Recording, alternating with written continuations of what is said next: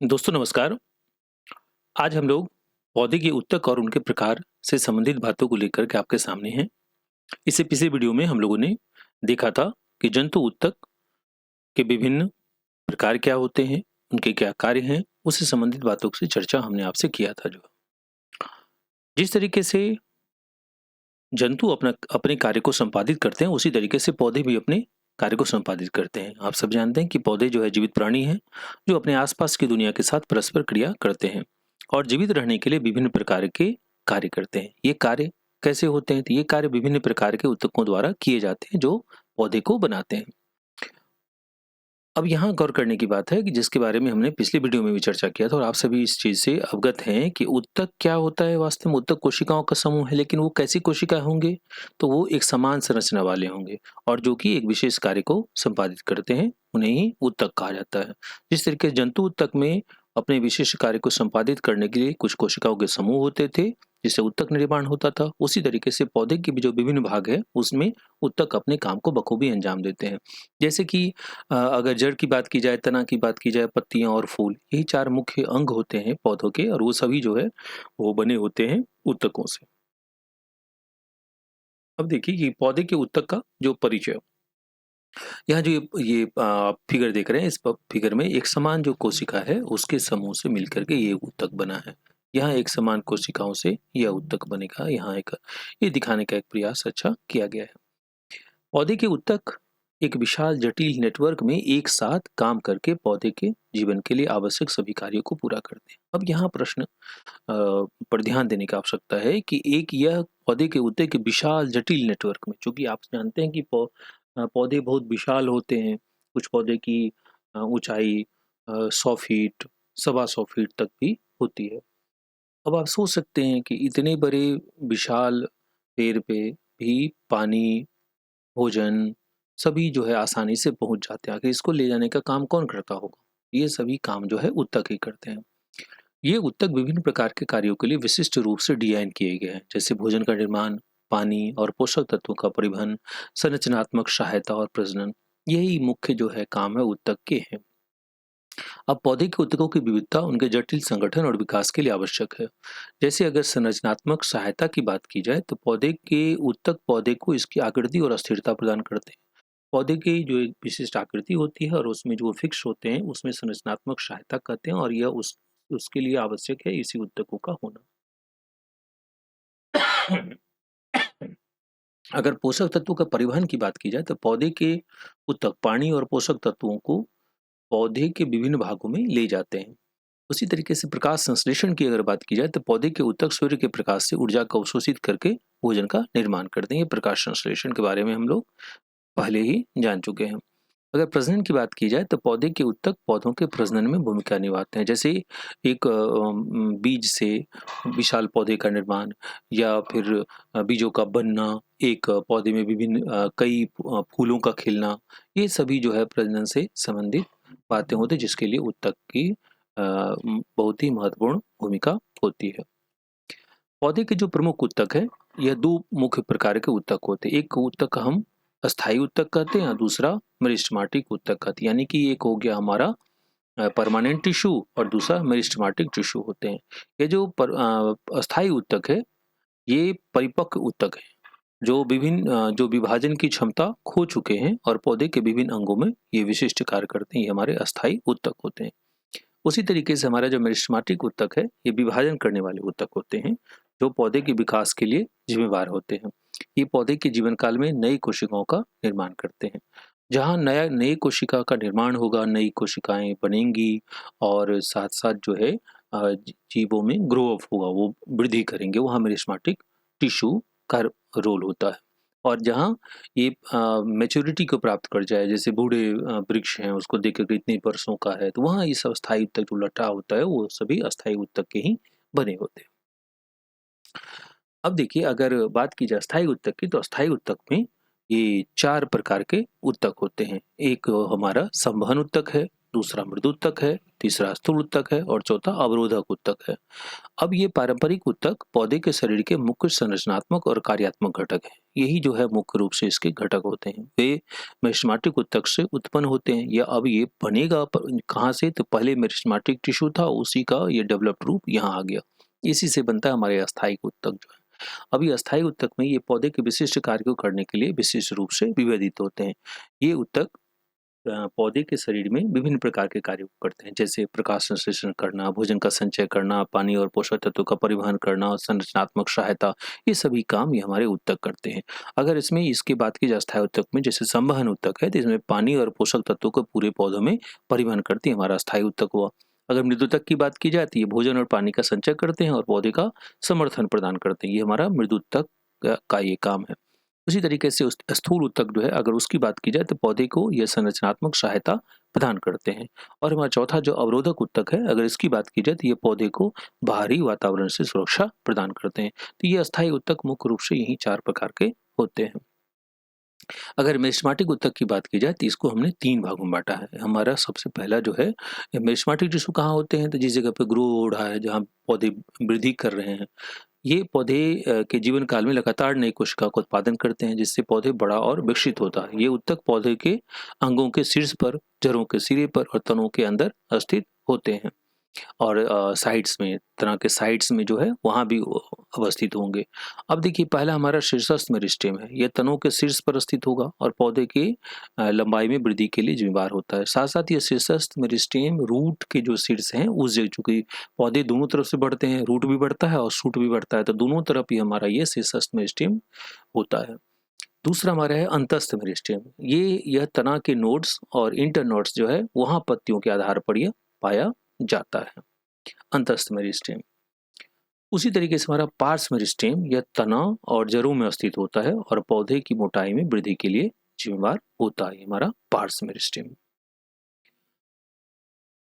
अगर बात की जाए अस्थायी ऊतक की, तो अस्थायी ऊतक जो मेरिस्टेमेटिक ऊतक से विभेदित होते हैं और पौधे के विशिष्ट कार्य को करने के लिए विशेष रूप से अनुकूलित होते हैं। ये कोशिकाएं विभाजन की क्षमता खो चुकी है और पौधों के जीवन और के लिए जो आवश्यक कार्य है उसको करने के लिए विशिष्ट संरचनाएं और कार्य विकसित कर लेती है। इसके बारे में हम पहले ही सब चर्चा की। अस्थायी ऊतक जो है मेरिस्टेमेटिक ऊतक का ही डेवलप्ड रूप है और वो पौधे के विशिष्ट कार्य करने के लिए विशिष्ट रूप से अनुकूलित होंगे। ये कोशिका विभाजन की क्षमता इसमें नहीं होती है, चूंकि अस्थायी ऊतक है और पौधे के जीवन के लिए आवश्यक कार्य को करने के लिए विशिष्ट संरचनाएं और कार्य विकसित कर लेते हैं। अब जो है ये ऊतक का जो प्रकार है, इसमें पहला ऊतक है संवहन ऊतक। ये इसमें जाइलम और फ्लोएम होता है। यह हमारा पानी और पोषक तत्वों का परिवहन करते हैं। अब उसी तरीके से हमारा मृदुतक जो है, पहला जो मृदुतक है, तो इसे हम पेरेन्काइमा के नाम से जाते हैं। ये भोजन और पानी का संचय करते हैं और पौधे को समर्थन प्रदान करते हैं।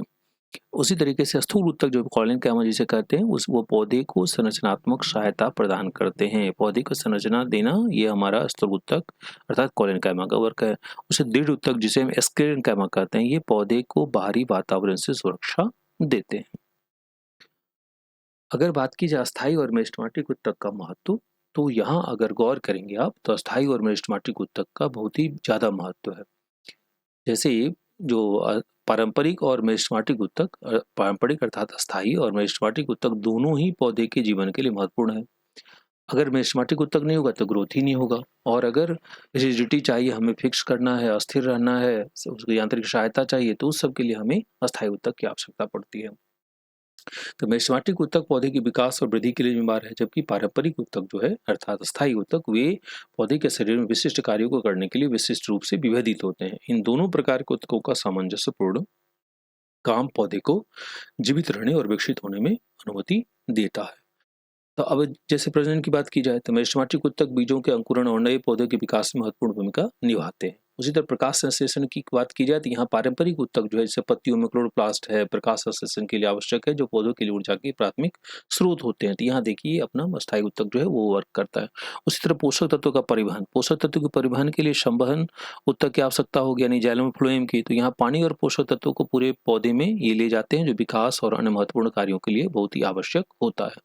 उसी तरह संरचनात्मक सहायता जो है, तो वह अगर संरचनात्मक सहायता की बात की जाए, तो स्थूल ऊतक पौधे को उसकी आकृति और अस्थिरता प्रदान करते हैं, जिससे वह लंबा और मजबूत हो सकता है। तो ये मुख्य इसके अस्थायी ऊतक या मेरिस्टेमेटिक ऊतक का महत्व इसीलिए बहुत ही ज़्यादा बढ़ जाता है। अगर बात की जाए अस्थायी ऊतक के प्रकार की, तो अस्थायी ऊतक के प्रकार के बारे में हम लोगों ने पहले ही चर्चा किया है। ये देखिए यहाँ जो है आपको फिगर इसमें दिखाया गया है। अब ये संवहन ऊतक और मृदु ऊतक, स्थूल ऊतक और दृढ़ ऊतक, इसके बारे में हम लोगों ने पहले ही चर्चा किया। संवहन ऊतक कैसे होते हैं? जो पौधे में पानी और पोषक तत्वों को ले जाने का काम करता है। यह 2 प्रकार इसके मुख्य रूप से होते हैं, एक जाइलम और फ्लोएम जो है। उसी तरह जो हमारा मृदुतक है, तो मृदुतक का काम ये पौधे में भोजन और पानी का संचय करता है। ये पौधे को समर्थन भी प्रदान करता है, मृदुतक का काम ही। उसी तरह स्थूल ऊतक की बात की जाए तो स्थूल ऊतक पौधे को संरचनात्मक सहायता प्रदान करता है और साथ ही साथ यह कोशिकाओं की मोटी दीवारों से बना होता है, जो पौधे को इसकी कठोरता प्रदान करती है। अगर दृढ़ ऊतक की बात की जाए तो यह अवरोधक ऊतक, उसी को अवरोधक ऊतक भी कहते हैं। तो दृढ़ ऊतक अर्थात एस्केनकाइमा, यह पौधे को बाहरी वातावरण से सुरक्षा प्रदान करता है और यह पौधे की सतह पर पाया जाता है और यह जल नुकसान और रोग जनकों के प्रवेश से बचाता है। यही कारण है कि जो जिसका स्टॉक मतलब लट्ठा जो है वो बहुत पुराना होता है, तो मोटे पेड़ हो जाते हैं, वो गर्मी को आसानी से झेल लेते हैं। लेकिन अगर नया पौधा रहता है जिसमें मेरिस्टेमेटिक टिश्यू की भरमार होगी, तो वो जल्दी ही झुलस जाते हैं और इवन कि कभी-कभार तो सूख भी जाते हैं। मेरिस्टेमेटिक ऊतक के जो प्रकार है, अगर इसकी बात की जाए तो यह देखिए सिस्टस मेरिस्टेम, मेरिस्टेमेटिक टिश्यू को 3 भाग में बाँटा गया है। तो सिस्टस मेरिस्टेम, अंतस्थ मेरिस्टेम और पार्श्व मेरिस्टेम जो है। अब देखिए यहाँ जो है सिस्टस मेरिस्टेम की बात की जाए तो यह जो है तनों के शीर्ष पर स्थित होगा या फिर जो है रूट के एपेक्स पे वहाँ भी होगा। यह क्या करेगा? पौधे की लंबाई में वृद्धि करेगा या जड़ की वृद्धि के लिए जिम्मेदार होता है। ये नए पत्ते, तने और फूलों का उत्पादन करेगा, ये हमारे मेरिस्टेमेटिक से। और अंतस्थ मेरिस्टेम जो है यह क्या करता है? मोटाई को बढ़ाता है। जो मोटाई है उसको बढ़ाता है। यह तना के नोड्स और इंटरनोड्स पर पाए जाते हैं। सॉरी, अंतस्थ मेरिस्टेम यह जो है यह एक्चुअली यह नोड्स और इंटरनोड्स यानी कि एक नोड से दूसरे नोड की लंबाई को उसको बढ़ाता है, यह अंतस्थ मेरिस्टेम। यह पत्तियों के आधार पर भी पाया जाता है। और ये हमारा पार्श्व मेरिस्टेम जो है यह मोटाई को बढ़ाता है। पार्श्व मेरिस्टेम तनों और जड़ों में स्थित होता है और पौधों की मोटाई में वृद्धि के लिए यह जिम्मेदार होता है। यह पौधे को मजबूत और मोटा होने की अनुमति देता है। ये हमारा पार्श्व मेरिस्टेम यानी कि लेटरल साइड में, लेटरल मेरिस्टेम यह दोनों साइड में होते हैं और यह हमारे उसकी वृद्धि को करेगा जो है। और ये अंतस्थ मेरिस्टेम जो है यह तना के नोड्स और इंटरनोड्स उस भी पाए जाएंगे जो है। और उसमें जो है वो यानी कि इसकी लंबाई की वृद्धि के लिए हमारा अंतस्थ मेरिस्टेम होता है। जबकि अगर लट्ठे की मोटाई की बात की जाए तो पौधे की मोटाई के लिए तो वहाँ जो हमारा पार्श्व मेरिस्टेम होता है। यही दोनों में अंतर होता है कि यह जो है यह लंबाई को बढ़ाता है, यह मोटाई बढ़ाता है। पार्श्व मेरिस्टेम हमारा मोटाई को बढ़ाता है, जबकि अंतस्थ मेरिस्टेम यह हमारा लंबाई को बढ़ाता है। और शीर्षस्थ मेरिस्टेम जो इसमें नए जो है कोई भी फूल आए, चाहे वो फल आए, चाहे वो नया स्टेम आ रहा है, चाहे वो नए रूट बन रहे हैं, वो सब जगह शीर्षस्थ मेरिस्टेम का बहुत ही महत्वपूर्ण रोल होता है।